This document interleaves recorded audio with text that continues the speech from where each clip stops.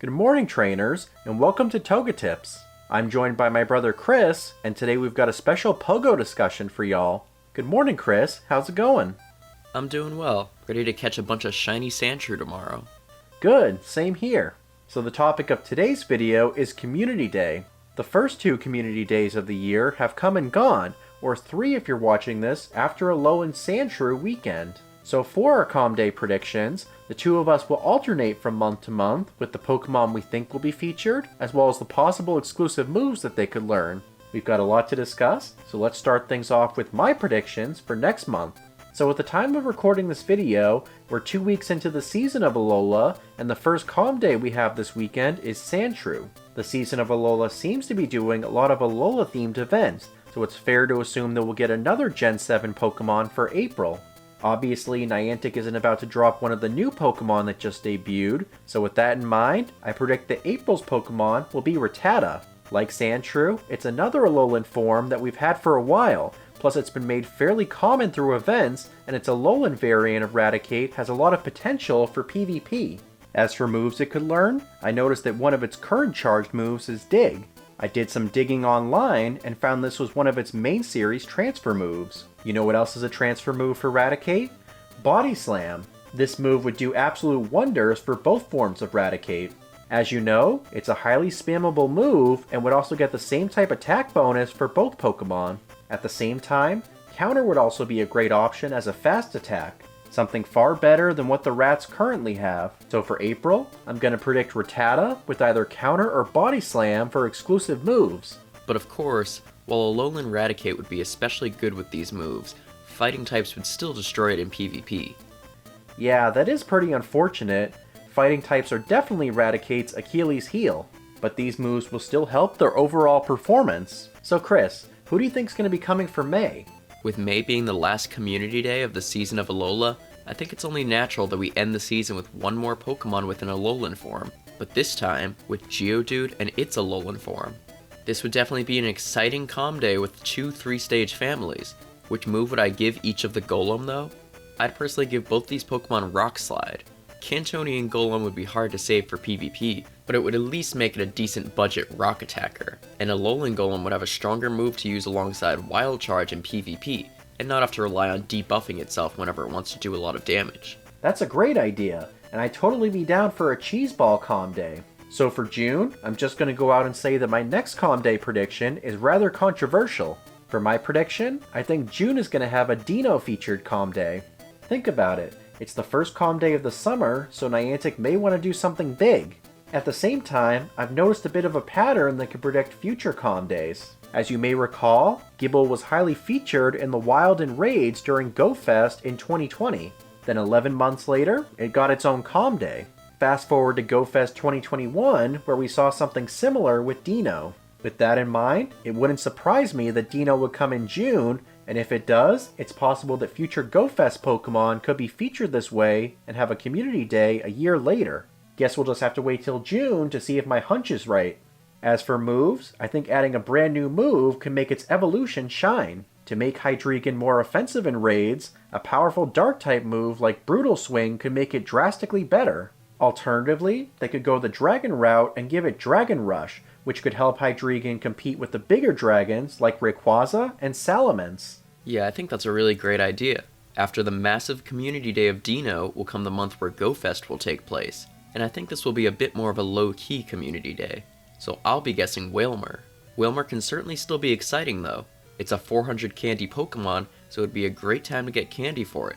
Plus, a new move like Waterfall could make it just a little more viable in the GBL, but likely not that good. Yeah, that would be pretty interesting if we got Wailmer. It also opens up the additional possibilities of 400 candy Calm Days like Noibat down the road. So for August, I think we're going to see something unique. This is the last Calm Day of the summer, so I feel like they'll end things with a bang. We haven't had a Bug Community Day since Weedle in 2020, so I think it's time to show the bugs some love with the incredibly popular Gen 5 bug, Venipede. Scolipede is one of the cooler bug types in all of Pokemon, plus the entire line has really cool shinies, so I think a lot of people would enjoy this Calm Day. As for moves, Scolipede has some occasional use in the GBL. but giving it a better charged move like Cross Poison to run alongside Mega Horn could make it a lot more threatening. Alternatively, they could introduce a brand new poison move like Venoshock or Venom Drench to give it a unique playstyle. Not that we need any more poison buffs though, but at the same time, it would help this Pokemon a ton. Yeah, the Venipede line has some incredible shinies, so I'd really love to see that. For September though, I believe we'll be getting a community day focused on a Pokemon with a Mega Evolution. Which do I think it will be though? A lot of Pokemon with Mega Evolutions have already received a Calm Day like Beldum and Bagon, or an Incense Day like Carvanha. One Pokemon who hasn't had any special day though is Aaron. Whether this Calm Day debuts Mega Aggron or if it's introduced prior, this Calm Day would be a great way to stock up on energy for Mega Aggron. As for its special move, a good bait move like Fire Punch would make Aggron pretty good in the Ultra League. Alternatively, a brand new strong steel move like Steel Beam could be introduced to make Mega Aggron a serviceable steel type attacker that can still boost your allies in a raid too. I think there's a lot of potential with this Calm Day, so I've got my fingers crossed that we'll see it sometime this year. Yeah, I think that could be a really fun Calm Day. Incorporating Megas would add an exciting feature to this event. So for our Halloween Calm Day, I think we're going to see a community voted Pokemon, and that's Litwick. I know a lot of people were expecting it during last year's October Calm Day, or at least during the Halloween event. But unfortunately, we got the unimpressive Duskull instead. But because of the response from the community, I don't think they're going to skip this Pokemon 2 years in a row, so I predict that we'll see Litwick in October. As for possible moves, I'm honestly not sure what Chandelure could get. I mean, it's really got all the best moves it could need. It's got Fire Spin, Flame Charge, Overheat, Hex, and Shadow Ball. Though if it had to get a new move, perhaps the debut of Inferno would be a good choice. It could boost its performance as a fire attacker even further, and it could even do some cool effects in PvP, seeing that it always burns opponents in the main series games. Yeah, I think Chandelure has the best moves for both PvP and raids already, so something brand new would be a great idea. And for the final unique Community Day of 2022, my prediction is for Clink Community Day. Last November, we saw the previously Raid and Egg exclusive Pokemon receive a Calm Day in Shinx, and I believe we'll see Clink up next this November. As for its exclusive move, I think there's a ton of options. The first perfecting Pokemon video I did was actually on Klinklang. I think the easiest single move they could give it would be Lock On. This would help it build up to a powerful Zap Cannon even quicker than Thundershock. Alternatively though, they could bring its signature move to go in the form of Gear Grind, which could potentially do some really unique things for it too.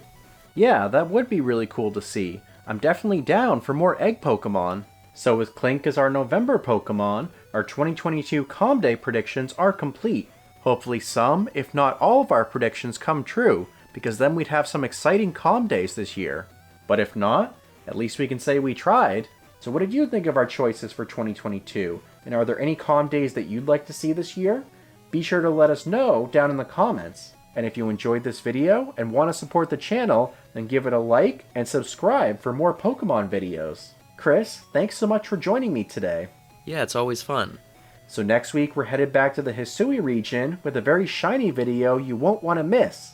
So until then, thank you all so much for watching. We hope you have a great day, and we'll see you all in the next video.